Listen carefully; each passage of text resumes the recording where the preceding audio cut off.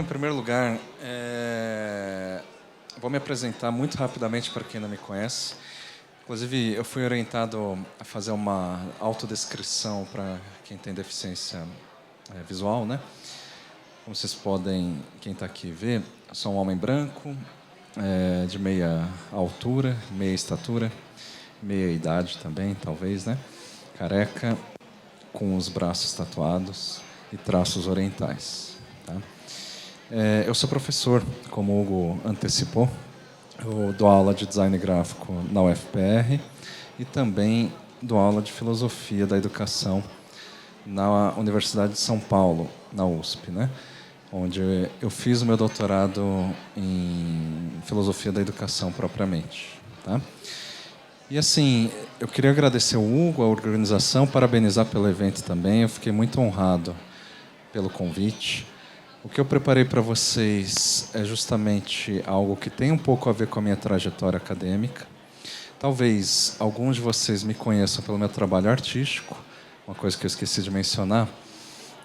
Eu também atuo como artista, como aquarelista, mais propriamente, né? Eu faço pinturas em aquarela e talvez eu seja mais conhecido pelas pinturas do que pelo meu trabalho acadêmico. Mas aqui eu tomei a liberdade de apresentar algo que vem mais do meu trabalho acadêmico, então eu não trouxe nenhuma imagem das minhas pinturas, mas eu convido quem quiser conhecer e não conhece. O meu Instagram é a principal plataforma onde eu divulgo esse meu trabalho e é @marcosbeccari. Tá? Eu vou tratar da tatuagem como metáfora viva, que é um termo que eu acho interessante, assim, de pensar metáfora dentro de uma tradição que a gente pode pensar dos estudos do símbolo, da simbologia, estudos do imaginário, que é uma parte das pesquisas que eu tenho feito nos últimos 10 anos, passa um pouco por esse caminho. A expressão metáfora viva é própria de um filósofo francês chamado Paul Ricoeur, que tem um livro que se chama justamente A Metáfora Viva, e que não trata de tatuagem, né? Então aqui eu estou me arriscando a me apropriar desse conceito dele, a metáfora viva, que originalmente ele aplica para analisar a teoria da literatura, poesia e propriamente filosofia, para a gente tentar compreender, saindo, portanto, desse campo da literatura, a ideia da tatuagem, né? Inclusive, eu me apropriei para a capa aqui da apresentação de uma famosa gravura do Francisco Goya, na época em que ele já estava exilado, né? Eu achei interessante que essas asas de Ícaro, né, que ele representa, eu achei que poderia ter feito, eu poderia fazer de maneira metafórica alguma alusão aos guarda-chuvas que estão expostos aqui hoje. Então é isso. Gente, eu vou tentar, assim, eu preparei esses slides também da maneira mais introdutória possível. Então espero que esteja muito, enfim, não tanto hermético, apesar de que o tema, como vocês vão ver, dessa fala passa pelo hermetismo, né? Passa por essa ideia de uma coisa que não é imediatamente inteligível, né? Antes de qualquer coisa, eu separei duas falas aqui muito famosas do Leonardo da Vinci e do Michelangelo, portanto, da época renascentista, né? De um fenômeno que era muito comum naquela época, que eles chamavam de paragone, que significa basicamente a disputa para ver qual arte era mais nobre. Então, no caso, o Da Vinci estava defendendo a pintura e o Michelangelo a escultura, que eram os principais ofícios deles, né? Eu coloquei essas duas citações que não têm, a princípio, a ver com a ideia de metáfora, mas justamente para demonstrar meu profundo respeito e admiração pela arte da tatuagem. De tal forma que, a partir dessas falas deles, né, eu quero mostrar como que eu penso a prática e a atividade profissional da tatuagem. Então, abro aspas para o Da Vinci. Ele diz assim: ao criar o trabalho, o escultor o faz pela força do braço. E isso é feito mais por exercício mecânico sempre acompanhado por um grande suor que mistura com a poeira do mármore e forma uma espécie de lama que cobre todo o seu rosto. E ele parece um padeiro. Suas costas ficam cobertas por uma nevasca de lascas e sua casa fica imunda. Exatamente o contrário acontece com um pintor, que se senta diante de seu trabalho, perfeito em seu conforto e bem vestido, e movimenta um pincel bem leve. Sua casa é limpa e cheia de pinturas encantadoras, e frequentemente o trabalho é acompanhado por música ou pela leitura de vários e belos trabalhos que, por não estarem misturados com o bater do martelo ou outros barulhos, são ouvidos com maior prazer. Fecha aspas. Ou seja, Leonardo da Vinci tem uma defesa super aristocrática, né, que a gente poderia chamar de quase um playboy, né, nos termos de hoje, ao passo que o Michelangelo é muito mais sucinto. Então vamos ver o que ele diz, ele abre aspas. Escultura é a arte de tirar os excessos. Se você dá uma pincelada errada, pode consertá-la. Mas se você erra quando tira o mármore, perde todo o trabalho. Fecha aspas. Eu não sei se vocês concordam, mas se tivesse que aproximar a tatuagem a partir dessas falas da pintura ou da escultura, eu aproximaria da escultura. Porque existe um risco muito grande, né, de quando você erra na tatuagem, você não conserta. E essa responsabilidade, esse poder que o tatuador tem, é justamente o aspecto que me faz admirar muito esse trabalho, essa responsabilidade. E eu acho que, de maneira nada aristocrática, vem mais acompanhando essa tradição ética, discursiva, que o Michelangelo insistia no mármore, né? Inclusive, ele era mais sucinto, né? E mesmo eu sendo pintor e não tatuador, eu acabo também me identificando mais com o Michelangelo nesse aspecto, porque o Leonardo da Vinci está falando de pintura a óleo, né? Onde você consegue corrigir. O que eu faço na aquarela, quem já tentou alguma vez pintar com aquarela, sabe também que não há muita margem de manobra para correção, né? Então, dessa forma também me identifico, né, com os tatuadores, cujo principal trabalho me parece ser o planejamento, né? Essa é a principal dificuldade, a chave ali, que eu também acabo me deparando no caso da aquarela. Mas vamos aqui por tema, né? Primeiro, pensar a tatuagem como objeto de estudo e também como prática de estudo. Então, eu tentei aqui resumir como que na academia costumam estudar a tatuagem como objeto de estudo, nesses dois primeiros itens, e no final, no terceiro item, como que os tatuadores têm a sua própria prática de estudos, né? Para a gente tentar entender ou situar o que já existe, digamos assim. Na academia, eu diria que a tatuagem é entendida, ou pelo menos esse é um consenso, que eu estou generalizando, enquanto um dado histórico-cultural. O que isso significa? Por meio da arqueologia, por exemplo, da antropologia, a gente vê que em todas as culturas, e basicamente em todas as épocas históricas rastreáveis, a prática da tatuagem ela é constatável. Por isso a gente vê a antropologia se preocupando muito e tendo muitos estudos sobre isso. No campo da história, no Brasil, você tem recentemente, por autoras como a Silvana Gerra, estudando a história da tatuagem no Brasil, mas isso sempre em interlocução, necessariamente, com a progressão e com a importação, né, da cultura visual da tatuagem vinda de fora. E na psicologia, a gente vê bastante também estudos sobre o comportamento, né, tanto de quem faz a tatuagem, quanto de quem contempla, né, e reage à tatuagem. Então, você vê pelo menos esses três campos de estudos tomando a tatuagem como objeto de estudo, de tal forma que não é nenhum tabu na academia você pesquisar sobre a tatuagem. Você tem uma ampla tradição já construída em torno desse objeto de estudo. A metáfora, que é o que eu pretendo tratar aqui, me parece um dado curioso, nunca foi associado, eu posso estar errado, né? Mas eu fiz um levantamento para verificar isso, nunca foi associado ao estudo acadêmico da tatuagem. apesar de que, por sua vez, a metáfora é um objeto de estudo da linguística, do design gráfico, entendendo-se ela como uma figura de linguagem, né?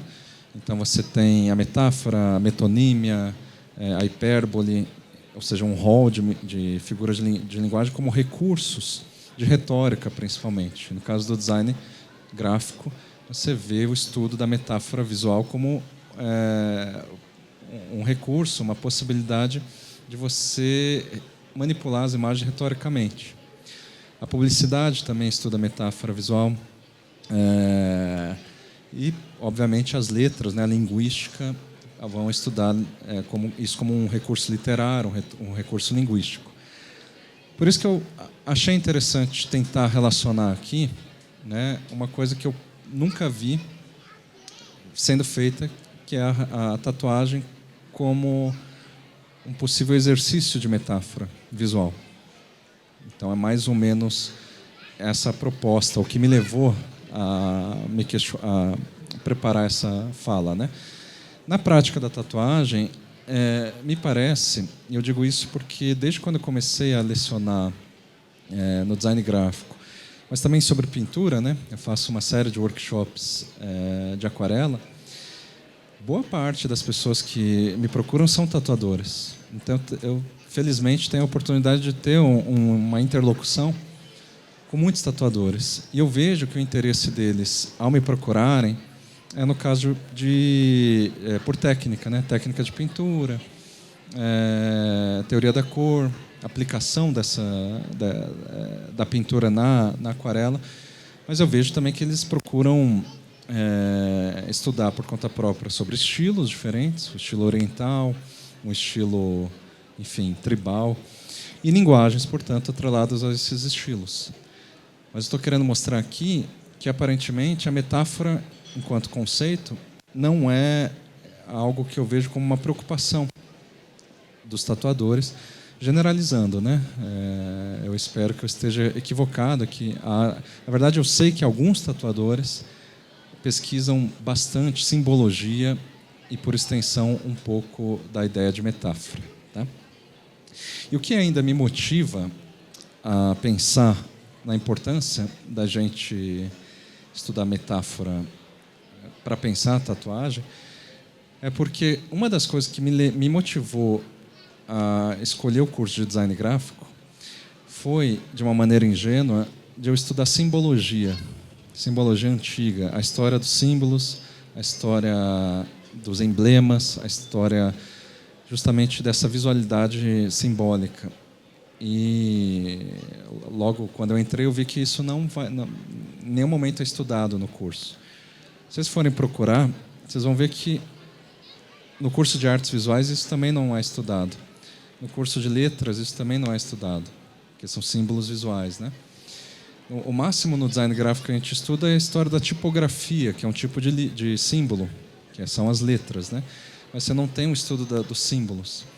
E por que isso não é estudado? Eu fui descobrir justamente que o estudo dessa simbologia ela virou um tabu na academia, porque é muito relacionada atualmente ao misticismo, ao esoterismo, ao estudo do horóscopo, a esse tipo de coisa. Então, infelizmente, a gente não estuda em nenhum lugar, e se a gente se propõe a fazê-lo, a gente vai enfrentar uma série de preconceitos, né? Que, de certa forma, a tatuagem historicamente também enfrenta. E esse é um dos motivos que eu acho interessante, pela marginalidade, digamos, a gente vê essa possível importância do estudo da simbologia ao pensar e estudar sobre a tatuagem, né? Então, eu vou tentar aqui diferenciar dois conceitos importantes, que é símbolos e metáforas, né? E isso colocando alguns outros conceitos que também podem permear essa discussão, podem, digamos, se confundir. Em que sentido? Como que a gente pode definir a tatuagem, para além de símbolo e metáfora? Ela é um signo que na semiótica, né, é simplesmente um sinal gráfico visual? Ou tem uma mensagem para além do signo? Ou ainda é um tipo de máscara, É um tipo de maquiagem que vai esconder, ou uma vestimenta, né? Que vai esconder alguma coisa sobre a pessoa. Ou, basicamente, a expressão ou manifestação de afetos, né? Então, como que a gente pode pensar a tatuagem enquanto esse fenômeno já dado e já estampado na pele das pessoas? A simbologia, ou a ideia de símbolo, tem a ver, basicamente, com essa ideia de nomear e dar sentido. A etimologia grega, né, do símbolon, significa literalmente colocar junto.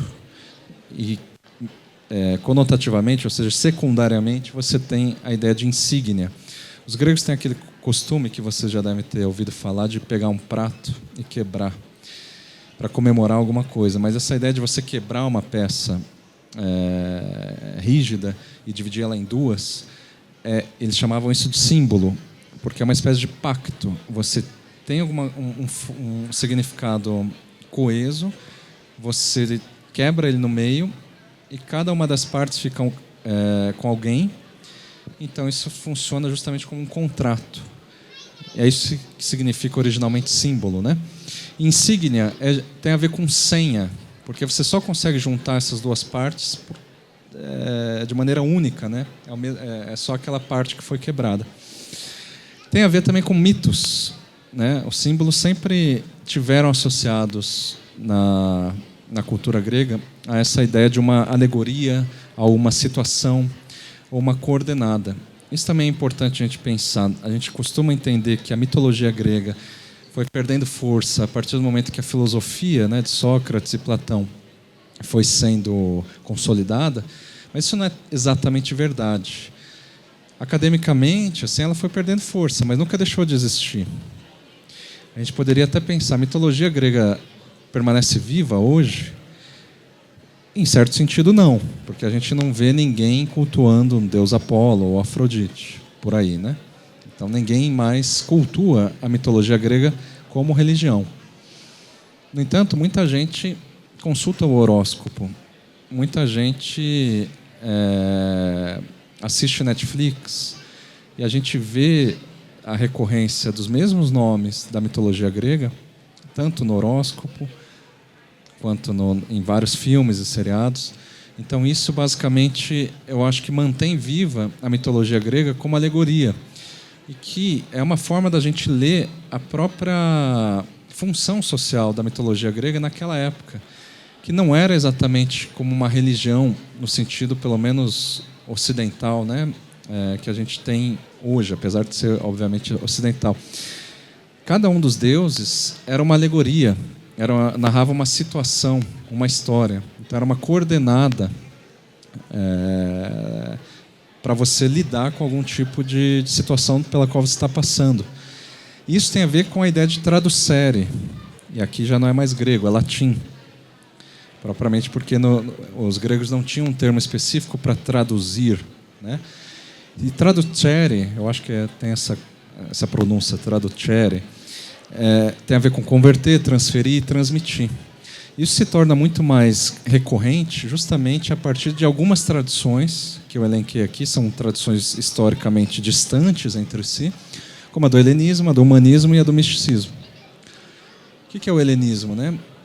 Alexandre o Grande, o rei da Macedônia, invade tanto a Grécia quanto o Egito e uma série de países ali aos arredores ali da Macedônia. Só que em vez de ele acabar com a mitologia e as culturas de cada um desses países, ele resolve justamente cultivar e dominar a gramática, digamos assim, de cada uma dessas culturas. Então, ele pagava muito bem, via o próprio governo dele, algumas pessoas que eram tradutores mesmo, que entendiam da língua e da mitologia de outros povos, para traduzir para ele, a ponto de quando ele conquista o Egito, ele se torna o novo faraó. Então, como que ele vai saber o que é faraó se ele não traduziu isso? Então, isso era uma forma, justamente, de, no helenismo, você fazer esse tipo de tradução. E uma prática comum ele distribuía umas tábuas em alguns pontos-chave dessas cidades principais que ele dominava, que eram tábuas de tradução, onde você via assim, o que os gregos chamam de Zeus, os romanos vão chamar de Júpiter, e assim por diante. Então, esse tipo de tradução é sempre acompanhado do quê? De um símbolo, de uma insígnia. Justamente para cada um se situar em qual coordenada nas conversas, nas simbologias, nos templos, você está entrando em contato. Tem problemas nisso, né? Porque quando você traduz, portanto tenta transferir, transmitir, você faz uma equivalência que não existia antes, como se todas as religiões falassem das mesmas histórias e tivessem os mesmos deuses, e não tem. Então isso é uma espécie de um processo de reificação e simplificação que a tradução inevitavelmente faz, né? Isso a gente vê no humanismo, que daí a gente dá um salto histórico em relação ao helenismo, né? Pula a Idade Média, pula, portanto, também o Império Romano, e vê no humanismo essa tentativa que culmina no Renascimento, propriamente. Eu comecei falando de Da Vinci, Michelangelo, né? Como essa espécie de fazer renascer, propriamente, uma cultura que teria sido esquecida, que é essa do helenismo. E quando se valoriza pelo humanismo esse tipo de cultura esquecida, você também faz um processo de tradução que vai reificar esses sentidos originais. Então, por exemplo, um dos principais nomes do humanismo é Dante Alighieri, que escreveu a Divina Comédia, né? Na Divina Comédia você vê uma série de símbolos propriamente do panteão grego, mas também o próprio fato de estar dividido entre inferno, purgatório e paraíso, esses conceitos não são gregos, né? São símbolos o quê? Cristãos. Então ele faz uma mistura e, portanto, uma tradução de uma tradição. Aí você vê até que tem uma semelhança, né, desses termos, tradução e tradição. Então ele vai traduzir essa tradição antiga, mas necessariamente misturando ela com uma nova tradição, que é a cristã, e, portanto, misturando tudo, embaralhando, né? A gente vê a mesma coisa acontecendo no início do século XIX, então no outro salto histórico, com o advento dessa tradição que a gente pode chamar de misticista, ou mística, né? Que tem a ver, por exemplo, com... Não é a origem do tarô, por exemplo, mas a primeira vez que se começa a usar o tarô como uma forma de cartomancia.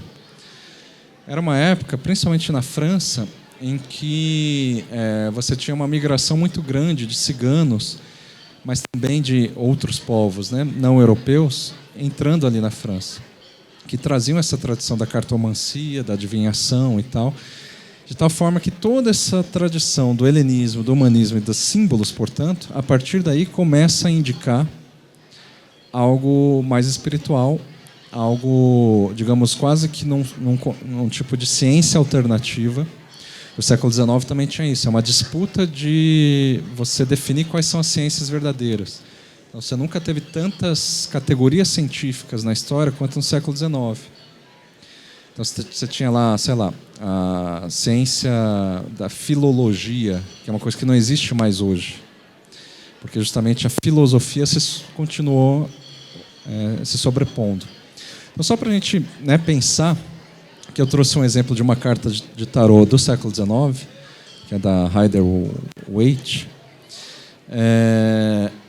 que você vê no caso a figura do carro, né, que é o arcano maior número 7, você tem tanto a figura medieval da aristocracia, de uma nobreza ali, mas embaixo você tem alguns símbolos egípcios propriamente, né? Então, em algumas construções, no fundo, se vocês forem ver, tem alguma coisa turca, uma coisa árabe. Então, o misticismo acaba tomando essa função de fazer essa tradução que é própria na dinâmica dos símbolos, né? Muito bem, qual que é a diferença com metáfora? Metáfora tem mais a ver, para sintetizar, com essa ideia de convocar e presentificar.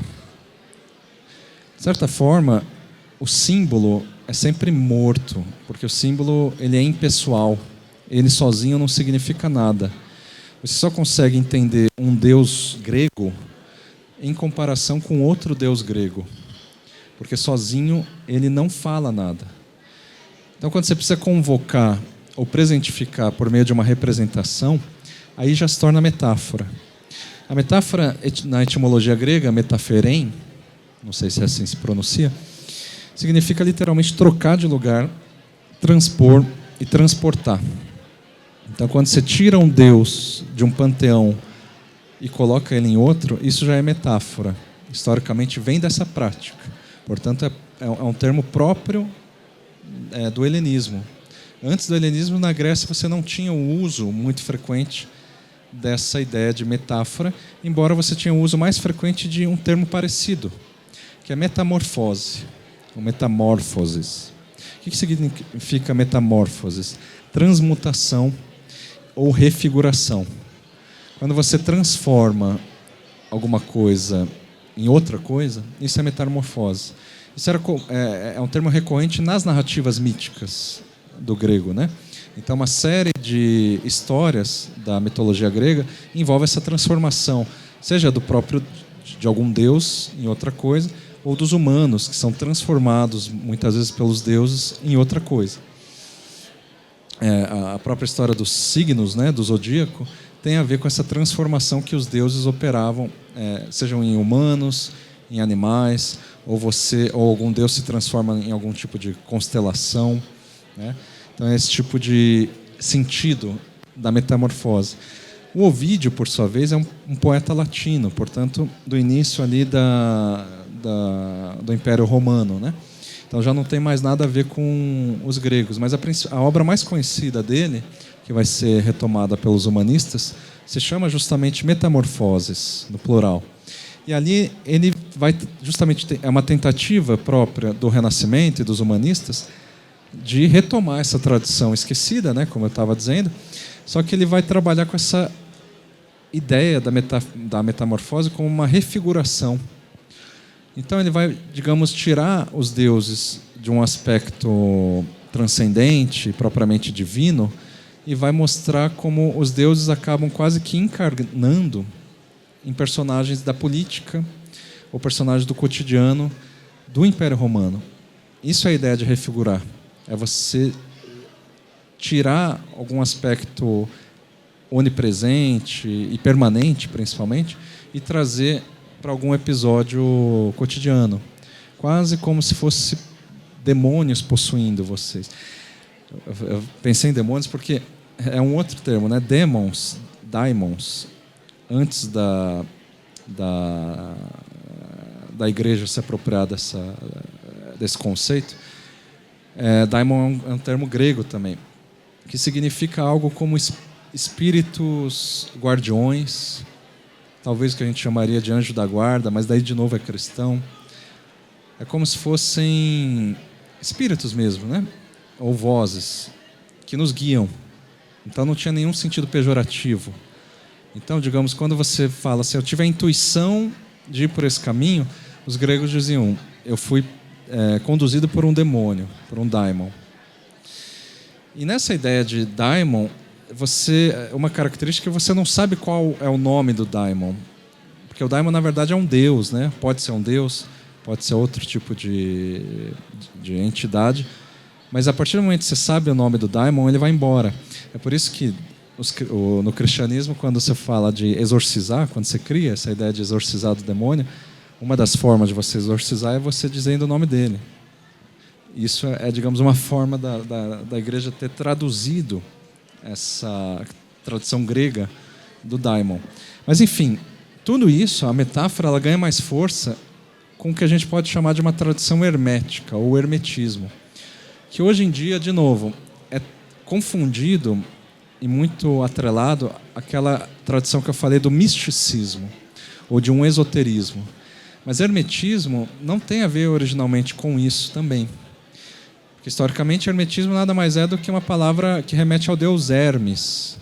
Hermes era o mensageiro, né, entre os deuses e os humanos. Então, é aquele que trazia mensagens. Era o deus que regia as sacerdotisas e os sacerdotes dos templos gregos dedicados a cada um dos deuses.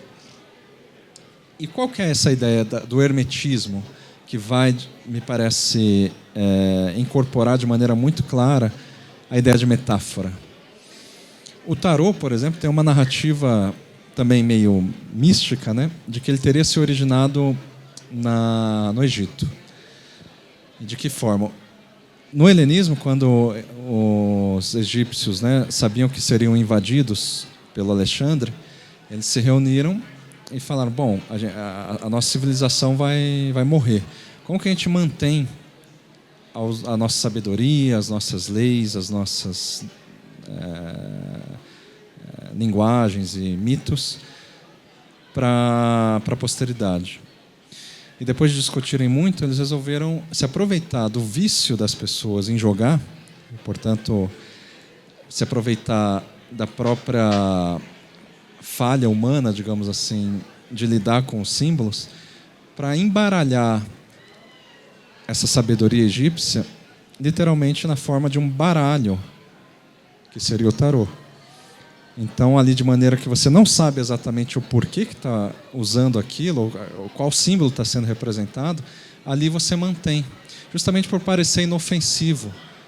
Então, em vez de ser um escudo, por exemplo, de ouro, ou estátuas enormes, você tenta manter uma tradição por meio de certa forma, esvaziando, mas principalmente pela dispersão dessa mesma tradição. Por isso que eu coloquei aqui o que define o hermetismo, essa permanência pela dispersão.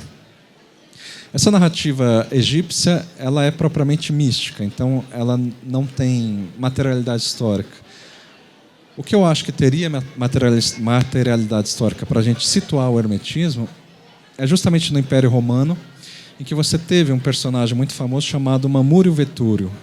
Mamúrio Vetúrio era um ferreiro, era o melhor ferreiro do Império Romano. E diz que numa época em que houve uma grande peste que assolava as principais cidades de Roma, isso do início do Império Romano, os deuses enviaram do céu um escudo de bronze e que, com esse escudo, fez com que a peste cessasse, basicamente.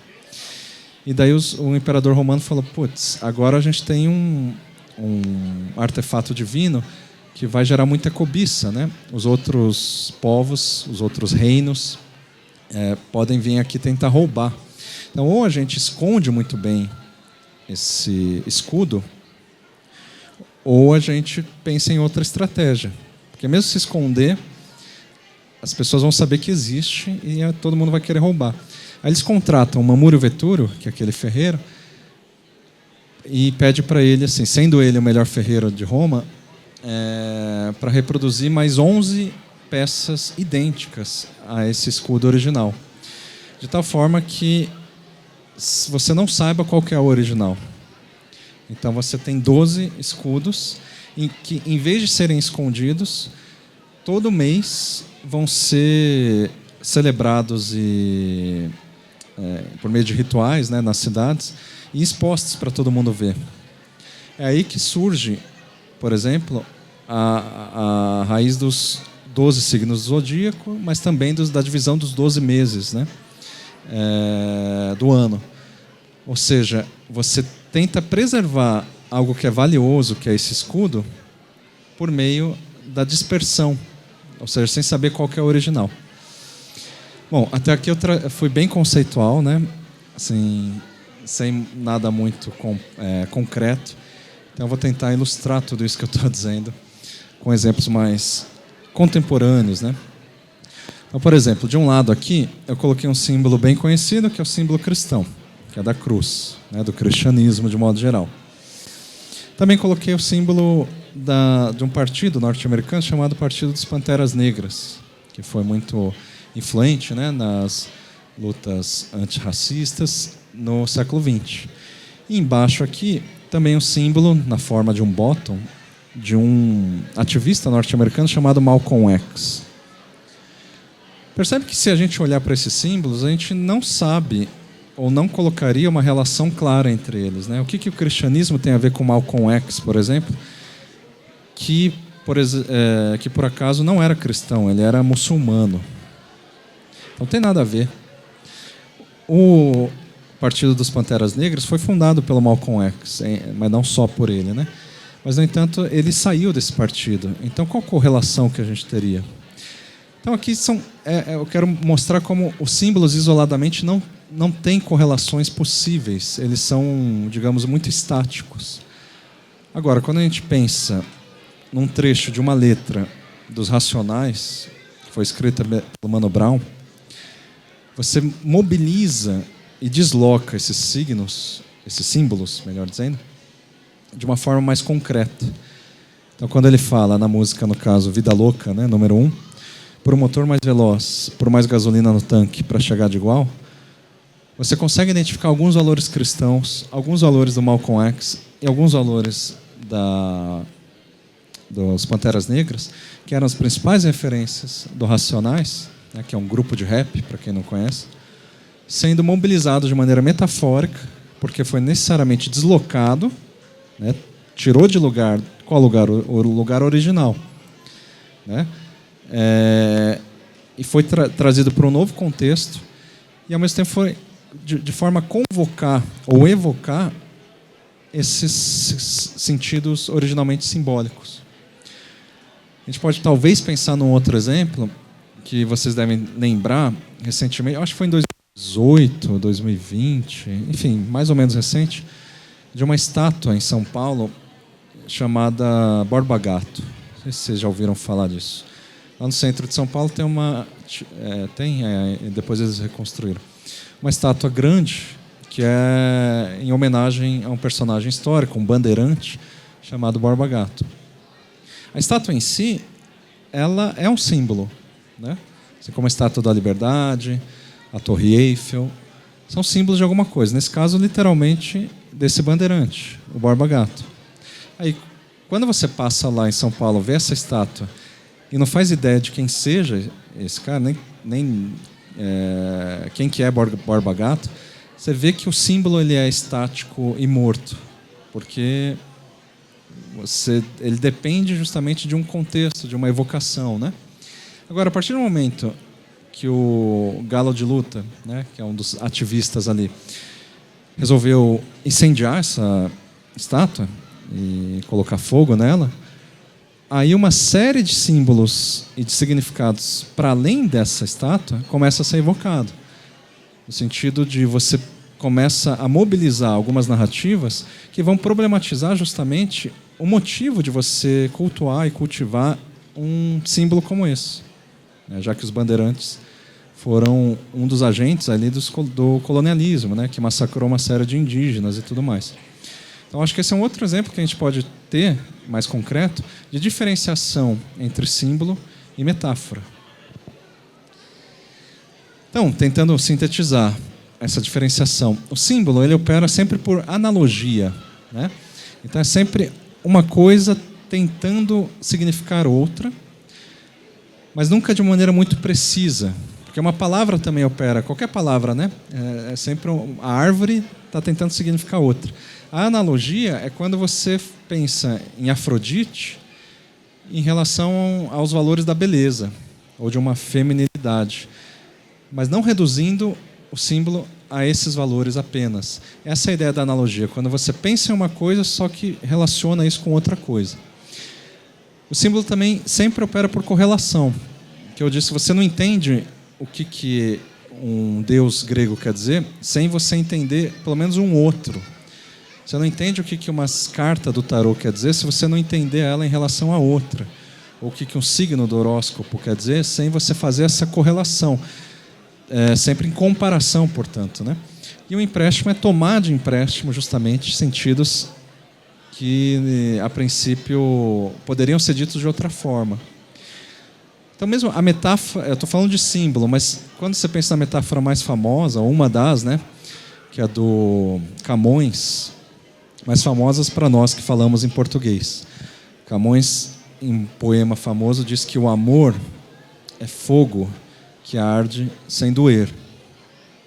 Você decompõe essa frase e dizer o amor é fogo sem o resto, que arde sem doer, essa parte, o amor é fogo, é só símbolo, porque é uma analogia, é uma correlação, é um empréstimo. O amor é fogo, É uma definição simbólica. Quando você representa o amor como um coração pegando fogo, isso é símbolo também.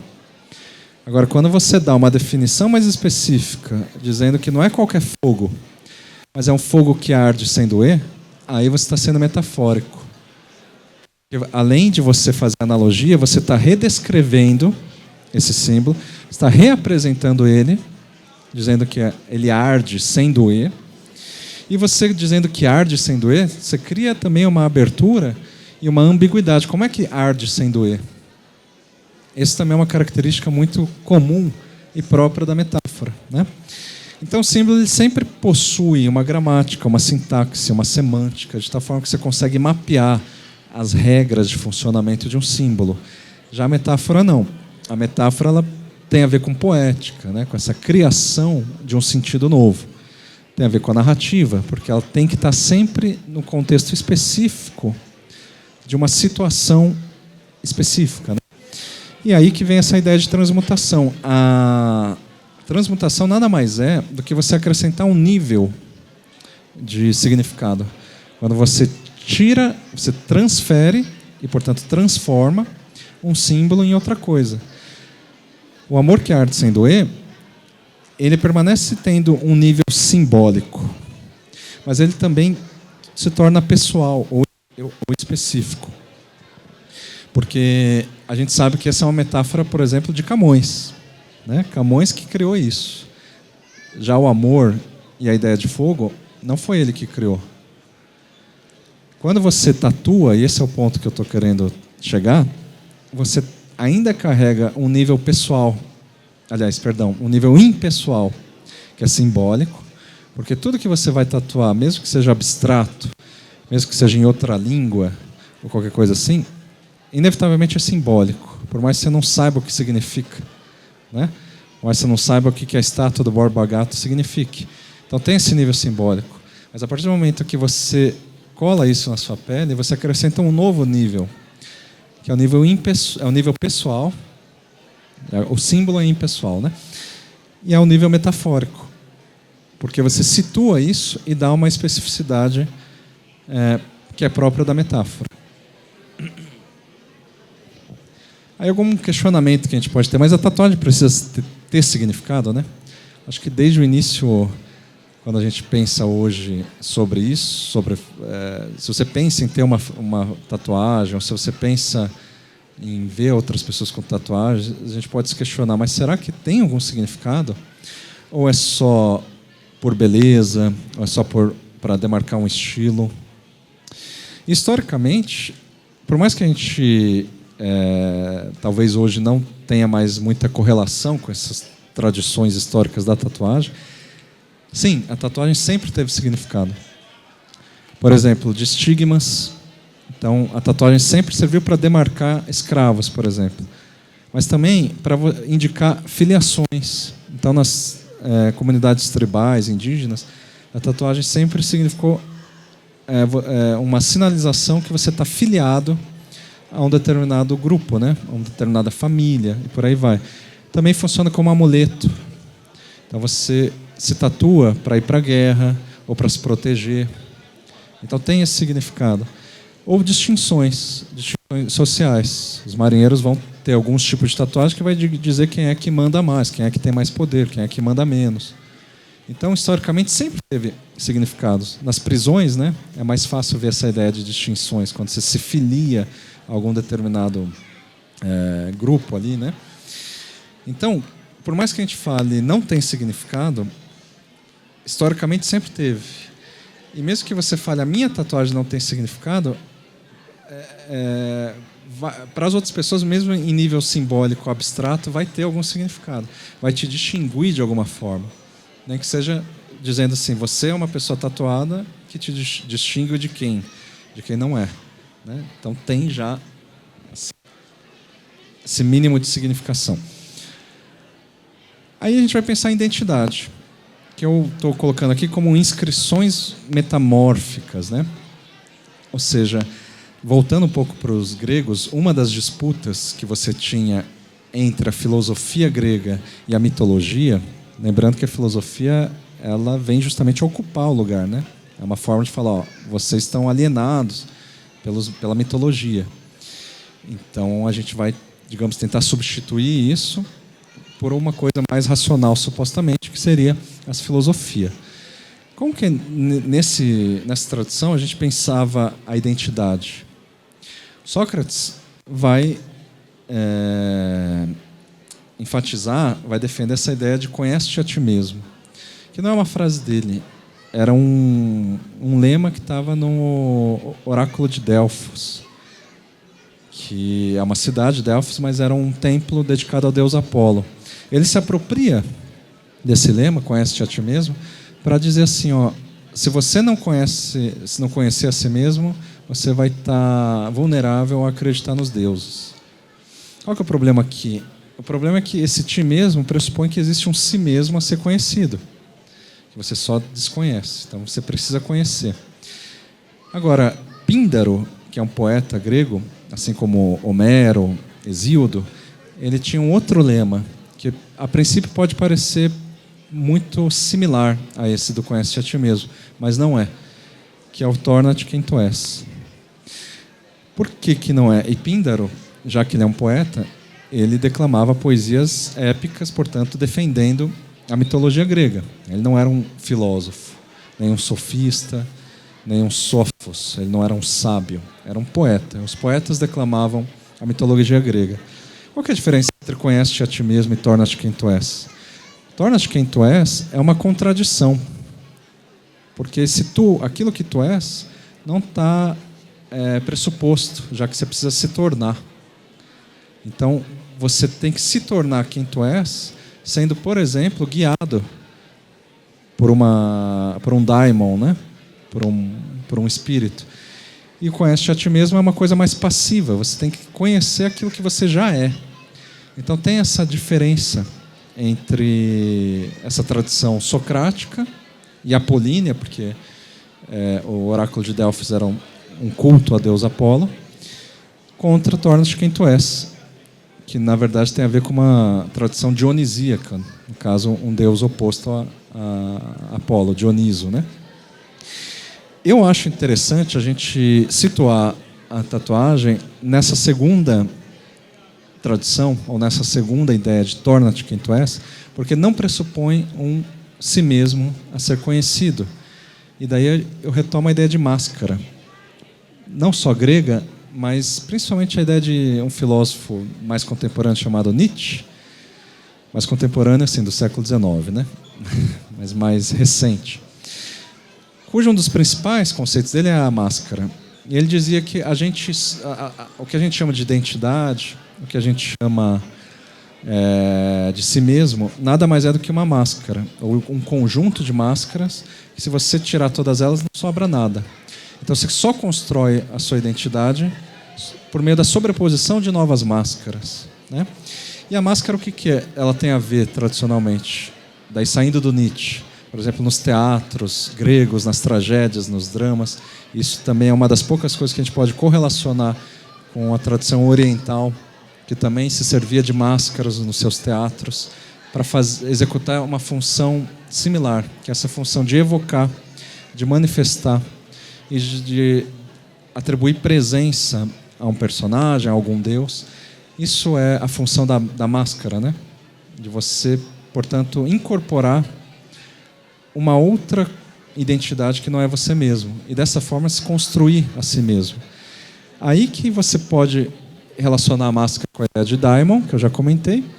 E no caso da tradição oriental, especificamente japonesa, tem uma das máscaras mais famosas, que é a Hanya. Os tatuadores já ouviram falar, que é um dos personagens ali femininos, né? Que seria um demônio feminino, apesar que originalmente é uma mulher que se transformou em demônio. Mas por que, por exemplo, as pessoas tatuam, seja a Hanya ou aqueles demônios japoneses, que são literalmente máscaras e não exatamente demônios? Aquilo é sempre na ideia de proteção, né? Para você, como um amuleto, para você, tipo evitar mal olhado, né? Então você tatua tradicionalmente as máscaras japonesas de demônio para evitar, para espantar, digamos assim, outros espíritos, outras energias e tudo. Mas isso é sempre uma encenação. É sempre uma encenação que, no entanto, não significa mentira, não significa dissimulação. Significa que, a partir do momento em que você veste uma máscara, você se transforma. Você, portanto, incorpora como parte de si uma outra coisa. E notem, isso não é conhece-te a ti mesmo, certo? Isso tem mais a ver com torna-te quem tu és. Torna-te quem tu és por meio daquilo que você não é ainda. E isso é a identidade. Essa inscrição metamórfica. Tentando aí englobar os conceitos que eu trouxe até aqui. Aí. Para finalizar, deixa eu ver se eu não pulei. Trouxe uma citação de um dos filósofos que eu acho que é das minhas principais influências, né, enquanto acadêmico, que é o Michel Foucault. Ele não fala muita coisa, tem muita pouca coisa que ele fala sobre tatuagem, mas uma das coisas que eu gosto muito dele é que ele tem muita investigação sobre a filosofia antiga, sobre a mitologia grega, portanto, sobre tudo isso que eu estou falando. E uma das frases que eu acho mais interessantes dele, que não tem, assim, originalmente, ele não está se referindo à tatuagem nem nada, mas está se referindo à sociedade, à cultura grega, em comparação com a contemporânea, né, com a nossa cultura. Ele diz mais ou menos o seguinte: o que me impressiona é o fato de que em nossa sociedade a arte tem se tornado alguma coisa somente relacionada a objetos e não a indivíduos ou a vida. Eu acho que a tatuagem é uma das poucas formas marginais de arte, que muitas vezes não é reconhecida como tal, ou seja, não é reconhecida como arte, que contraria essa constatação dele, né, que ele está se impressionando de maneira negativa, que a arte, no contexto greco-romano, principalmente helenístico, não tinha nada a ver com objeto. Isso era chamado de outra coisa, de técnica, por exemplo. A arte tinha a ver com modos de vida, propriamente. Então, a vida como obra de arte, isso historicamente antecede a ideia que a gente tem de arte. Então, a vida de um indivíduo, na conduta que ele segue, na conduta que ele vai construindo aos poucos, por meio da sua própria trajetória, isso aqui os gregos tardios, né, ou seja, nessa época do helenismo, chamavam de arte. Que, aliás, era uma palavra estranha, não é originalmente grega. Você não tinha antes disso uma palavra para traduzir arte. Muitos traduzem tekné como a palavra grega para arte, mas tekné significa técnica. Depois você começa a pensar na ideia de articulos, como articulação, até chegar em ars, que é uma versão quase latina para isso. A ars como a forma de você conduzir a si mesmo. Eu acho que a tatuagem tem muito a ver com isso, naquele sentido assim, bom, para Foucault, essa ideia grega de arte relacionada à vida teria se perdido. Assim como a mitologia grega já estaria morta enquanto religião. No entanto, como eu falei no início, se hoje em dia a gente consulta o horóscopo, muitas vezes o tarô, mesmo sendo nós cristãos, ateus ou o que quer que seja, significa que não está tão morto assim. E a tatuagem é uma das formas de você ver que essa tradição da arte relacionada à vida também não morreu, ao contrário do que o Foucault constata. Para concluir, prometo, eu sei que está exaustivo, né? Tatuagem como metáfora viva, que é o título da minha fala, né? Tem a ver com esse deslocamento simbólico, né? Eu acho que a tatuagem considerada nesses termos de metáfora viva é justamente quando você desloca um símbolo impessoal, que inclusive pode ser aquele tipo de tatuagem que todo mundo faz, todo mundo tem a mesma tatuagem, igual, aquela tatuagem comum, um coração estancado com uma espada, ou coisa do tipo. A partir do momento que você reproduz isso em você, você faz esse deslocamento e tem essa expressão viva, né? E é viva porque é situada, né? Situada justamente na sua pele, né? Situada na sua identidade, como uma nova máscara, né? tem a ver com esse ato de evocação. Então, a evocação do quê? A evocação de um significado, mas também de uma forma, de algum estilo que seja. Portanto, sempre em relação a alguma referência que não é um si mesmo abstrato, que seria, portanto, irrepresentável. Como é que você vai descrever quem você é sem tomar de empréstimo uma referência alheia, né? Eu acho que essa é a ideia de evocação. E a metáfora como obra viva é aquilo que o Paul Ricoeur, que eu mencionei no início, né, que é o principal autor aqui para a gente entender esse conceito de metáfora viva, ele vai defender no livro dele, A Metáfora Viva. Vai dizer que a metáfora é um elemento principal que na poesia clássica e na literatura clássica, que é isso que ele está analisando nesse livro dele, mantém essas obras vivas. Então, a gente poderia dizer a grandeza do Camões não é o estilo da linguagem dele, de acordo com Paul Ricoeur, mas justamente a força de uma metáfora como o amor é fogo que arde sem doer. E é esse tipo de elemento que o Paul Ricoeur vai dizer que vai manter esse tipo de obra viva. Essa teoria dele é questionável, claro, né? Em vários sentidos. Ele é muito criticado por isso, né? Porque ele tenta, portanto, situar na metáfora como um elemento transcendente ou uma espécie de essência que confere esse poder quase sobrenatural em relação a algumas obras de literatura. Mas eu estou tentando justamente deslocar esse conceito dele, ou seja, tirando essa ideia sobrenatural, para pensar a tatuagem como uma arte metafórica por excelência, por ser capaz justamente de manter viva ou vivo, né, um símbolo, uma simbologia que sem essa atualização situada na forma de tatuagem, talvez fosse esquecida, talvez fosse basicamente ou continuasse como um símbolo que é morto.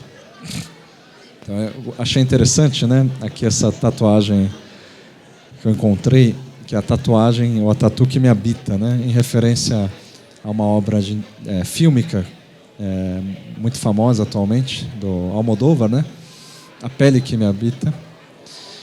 E aí se troca isso, né? A gente poderia dizer a máscara que me habita, a máscara que me constitui, a máscara que me fez tornar quem eu sou.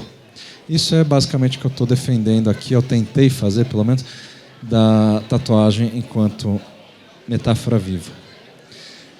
Era só isso mesmo. Eu não sei se fez sentido. Eu espero que tenha feito algum tipo de sentido o que eu disse.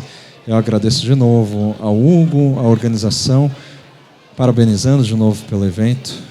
Muito impressionante, né? A quantidade aí de linguagens, de símbolos e principalmente de estilos singulares que acabam se materializando nos guarda-chuvas que a gente viu exposto aqui hoje, o que eu chamaria de metáfora viva. Obrigado.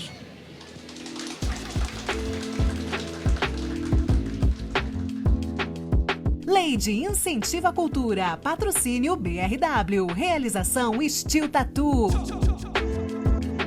Ministério da Cultura, Governo Federal, Brasil, União e Reconstrução.